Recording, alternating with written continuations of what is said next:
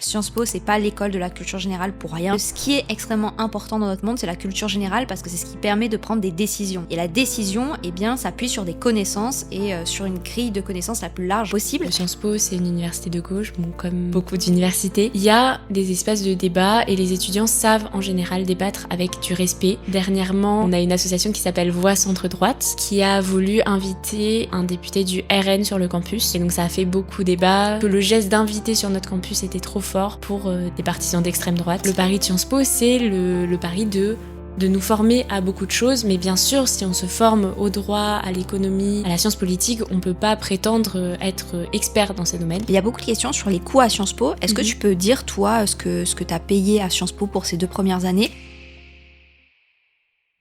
Tevy est à Sciences Po depuis 2 ans. J'avais fait une petite interview avec toi, Tevy, quand tu venais juste d'être acceptée. Donc c'était l'été avant que tu rentres à Sciences Po, sur le campus de Poitiers. Donc t'es bien passé par l'admission de Sciences Po Paris. Il y a plusieurs campus.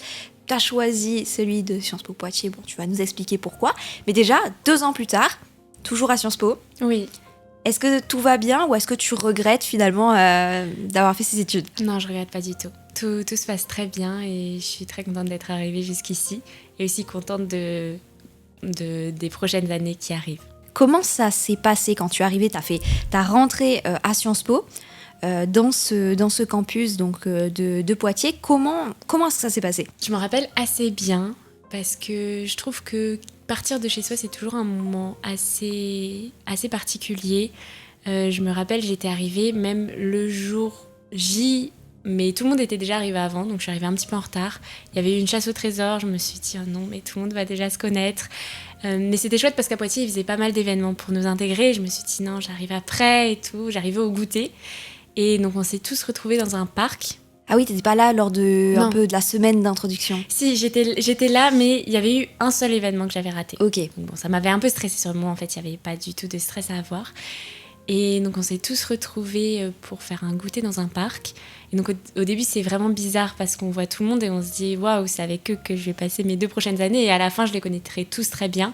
Mais au début on se connaît pas et donc vite les gens ont commencé à parler parce que je sais pas, j'ai l'impression qu'à Sciences Po les gens sont tous assez sociables quand même. Il y a des personnalités plus timides mais comme il faut passer un oral, il n'y a pas non plus de timidité maladive ou autre. Et ensuite, il y a eu la semaine d'intégration qui était très chouette. Et aussi, ce qui m'a beaucoup aidée à m'intégrer, c'est qu'il y a des programmes un peu de parrainage, donc où les 2e années vont parrainer des premières années. Et donc moi, c'est un peu les premiers que j'ai rencontrés aussi, c'était ma famille, entre guillemets. Donc j'avais une fille de 2e année et un garçon qui avait formé du coup une sorte de famille, on appelle ça des familles à Poitiers. Et donc j'avais aussi des frères et sœurs dans cette famille. Et donc c'est vraiment comme ça que ça a commencé ma rentrée.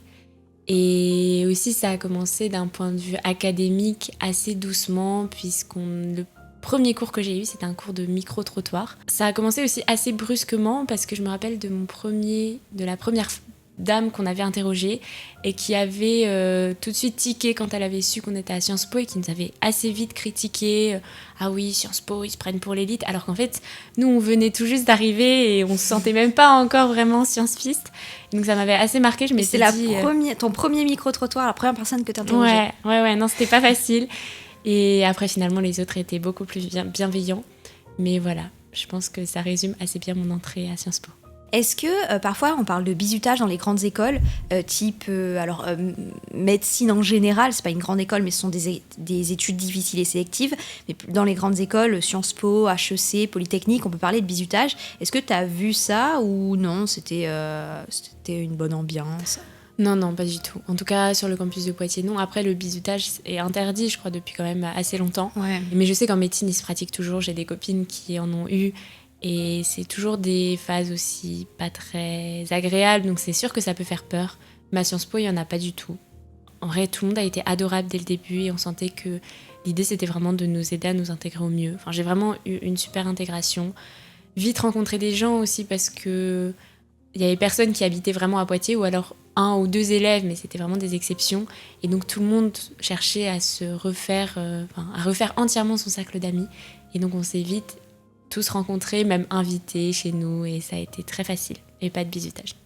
Et dernière question sur l'ambiance générale à Sciences Po, et après on parlera plutôt des matières, de ce que vous apprenez. On parle souvent, et c'est une question qui revient, on a déjà dû te la poser, est-ce que entre élèves, il y a des gens qui peuvent être un peu mis sur le côté parce qu'ils n'ont pas les mêmes opinions politiques ou un peu des chocs, des personnes qui vont être harcelées par rapport à leurs opinions politiques? Comment ça se passe à Sciences Po? Je pense que les clichés sont faux, mais pas non plus entièrement. C'est-à-dire qu'il faut être conscient que Sciences Po, c'est une université de gauche, bon, comme beaucoup d'universités. Et donc la majorité des étudiants est quand même plutôt à gauche. Il y a des espaces de débat et les étudiants savent en général débattre avec du respect. Après, en fait, on sait débattre avec humour plutôt, mais il va quand même y avoir une majorité d'étudiants de gauche. Donc pour moi, faut en être conscient. Après, il n'y a pas de harcèlement, il n'y a pas de discrimination. Il n'y a pas de violence. Il n'y a pas de violence. En tout cas, après, moi, je ne sais pas si je suis la mieux placée non plus pour en parler. Et c'est aussi possible de ne pas forcément être très engagé politiquement. Il n'y a pas non plus de jugement par rapport à ça. Mais il y a quand même une majorité d'étudiants de gauche. Il n'y a pas une sorte de parité droite-gauche des étudiants. Je trouve qu'en général, on arrive à débattre de manière assez mature et même assez argumentée. Il y a beaucoup de débats sur le groupe de promo, de choses qui font débat. Moi, je sais que dernièrement, on a une association qui s'appelle Voix Centre-Droite et qui a voulu inviter, je crois, un député du RN sur le campus. Et donc, ça a fait beaucoup débat. Et donc, voilà, il y a eu bien sûr des arguments sur le fait que c'est intéressant d'entendre les avis de gens dont on ne partage pas, bien sûr, les mêmes opinions. Et d'autres qui disaient que le geste d'inviter sur notre campus était trop fort pour des partisans d'extrême droite. Et je trouvais que dans les deux sens, en fait, les arguments étaient très constructifs. De toute façon, ça en reste au groupe de promo. Il n'y a pas de violence en réalité. Les gens peuvent être assez virulents les uns contre les autres, quand même par message ou sur le groupe, et avoir des arguments assez clairs et assez forts. Mais sur le campus, il n'y a pas de tension. Super. Et donc pour ceux qui ne savent pas, Sciences Po, c'est 2 ans plurispinaires, après une année à l'étranger qui est obligatoire. C'est une des seules écoles de France qui fait ça pour justement l'ouverture d'esprit. On apprend à vivre dans une autre ville, même un autre pays que la France. Donc voilà, l'idée c'est de dézoomer un peu sur sa situation et avoir une grille de connaissances plus large. Donc la 3e année est à l'étranger. Et ensuite, vous faites 2 ans donc en master. Donc là, vous vous spécialisez. Toi, tu as fait tes 2 premières années pluridisciplinaires. C'est marrant parce que je discutais avec une personne qui est diplômée de Sciences Po et elle me disait un peu Sciences Po, c'est pas l'école de la culture générale pour rien. Il y a aussi beaucoup de débats, notamment avec l'IA, des personnes qui se sont déjà positionnées. Je pense au docteur Laurent Alexandre qui dit que toutes les études ne se valent pas aujourd'hui. L'IA va remplacer beaucoup de métiers et que ce qui est extrêmement important dans notre monde, c'est la culture générale parce que c'est ce qui permet de prendre des décisions. Et en fait, ce que la machine ne fera pas, c'est prendre des décisions. Et la décision, s'appuie sur des connaissances et sur une grille de connaissances la plus large possible.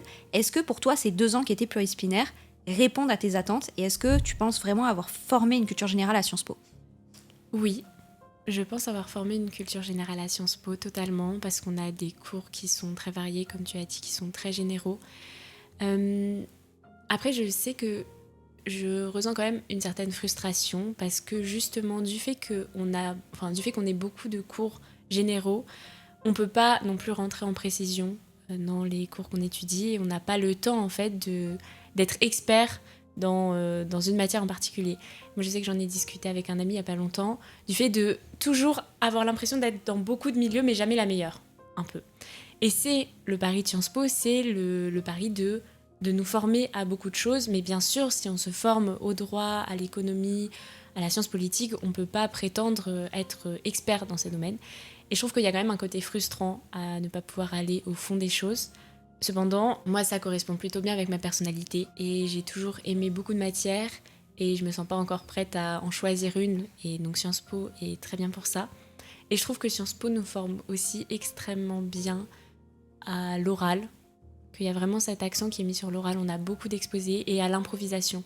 On va avoir beaucoup d'exposés où ils nous demandent d'être plutôt créatifs. Ce semestre, j'en ai fait 6, donc c'est quand même beaucoup. Et des exposés individuels où parfois il faut parler 30 minutes et trouver un format assez original. Je sais que j'ai fait par exemple il n'y a pas longtemps un exposé qui m'a beaucoup plu sur peut-on dénoncer les actions d'Israël sans être accusé Donc c'est un thème qui est très actuel, c'était en médias et liberté. Et là, on a fait beaucoup de scènes différentes, où on a fait pas mal... en fait, on a choisi de faire 3 plateaux télé différents avec mes amis.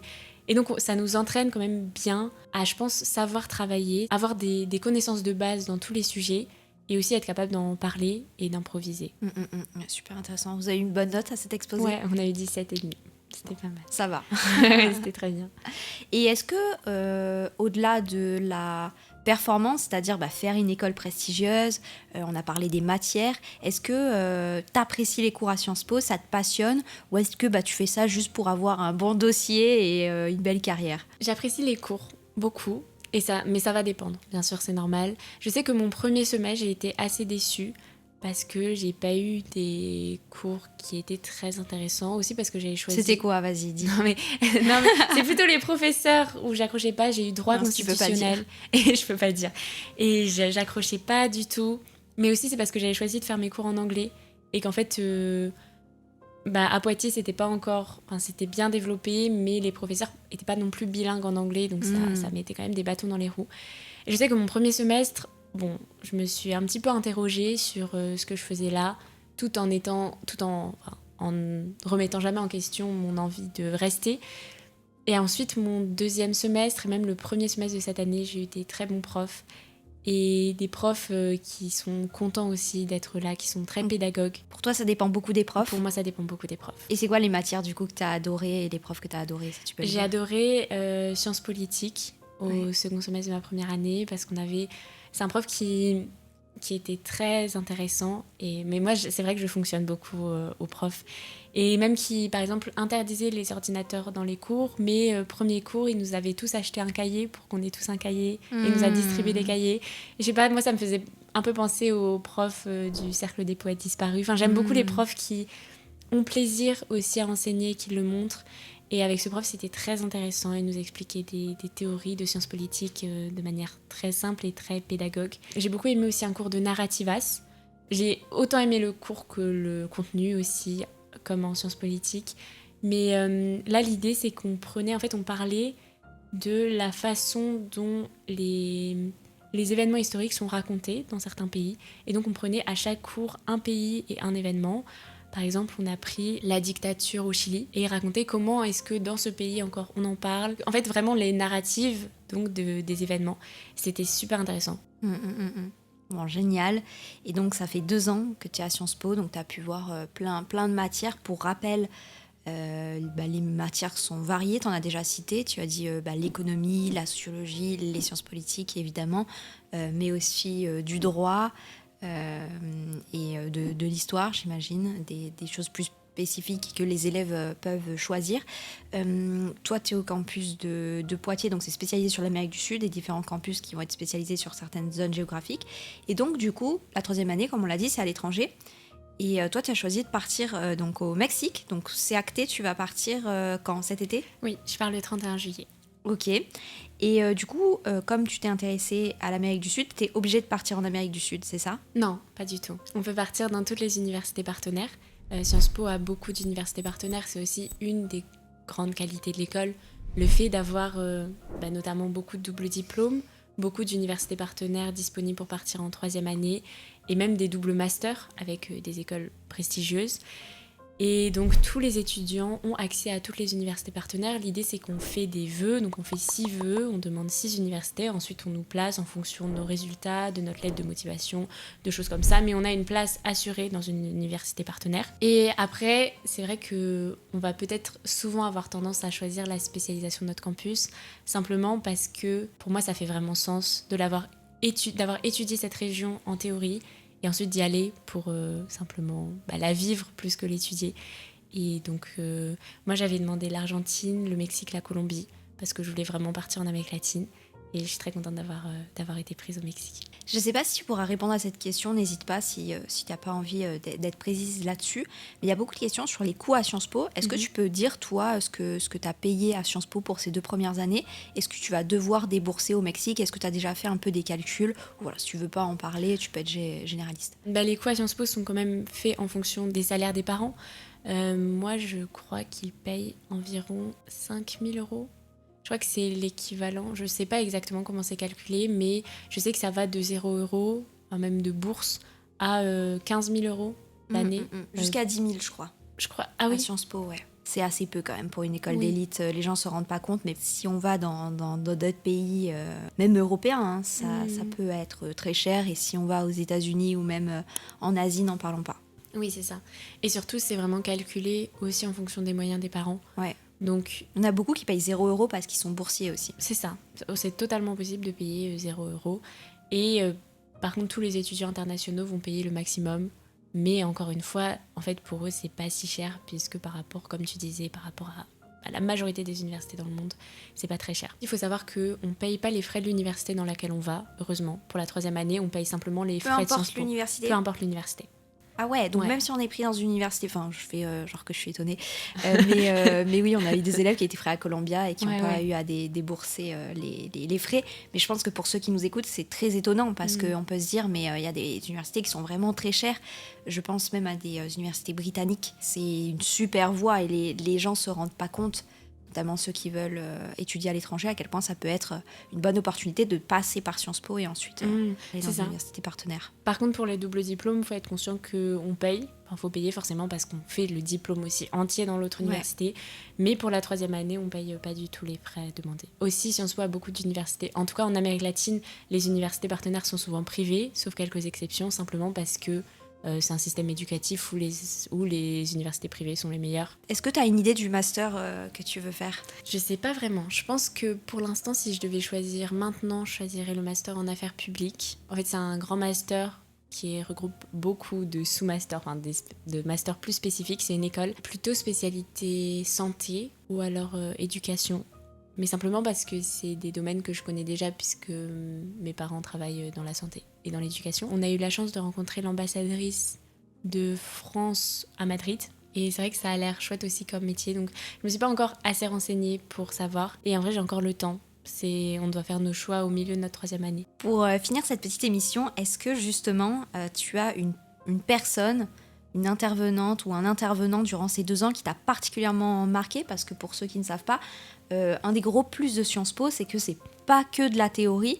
Il y a aussi des personnes vraiment qui sont dans des terrains, des domaines, des filières complètement différentes, comme des ambassadeurs, des chefs d'entreprise, des personnalités politiques aussi, des personnalités publiques, des athlètes aussi, notamment à Sciences Po Paris, et des grands avocats qui vont intervenir pour raconter sur le terrain, qui vont prendre les questions, etc. des élèves. Est-ce que tu as une intervention en particulier qui t'a marqué ?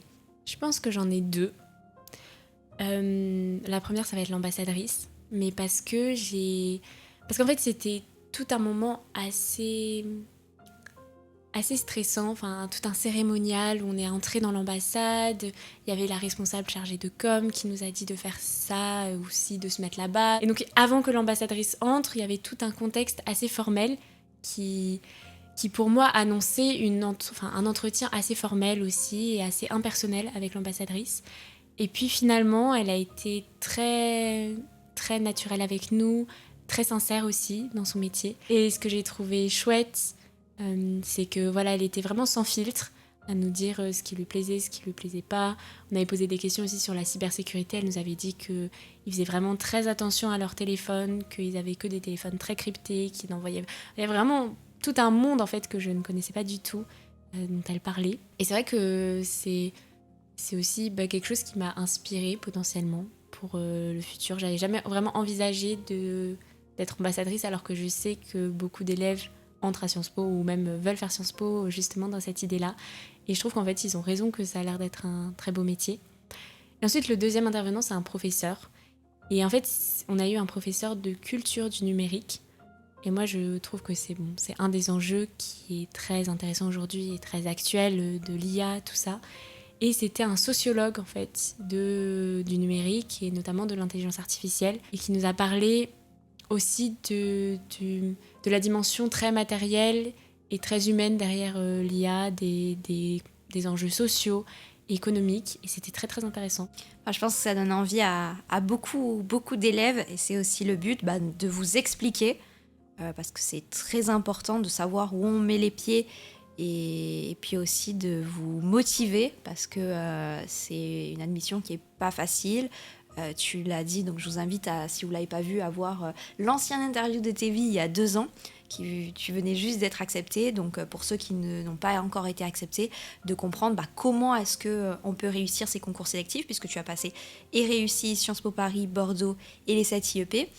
Tu t'es préparé à partir de la classe de seconde, donc c'est tout un parcours, donc allez voir cette vidéo, et puis ça fait plaisir ensuite de voir comment ça évolue, et puis j'espère qu'on pourra refaire une vidéo après le Mexique. N'hésite pas à prendre des petites vidéos, on fera un documentaire de tes vies au Mexique. Et voilà, plus sérieusement, merci beaucoup en tout cas de partager ton expérience, ça va aider et inspirer beaucoup d'élèves. Merci Léa.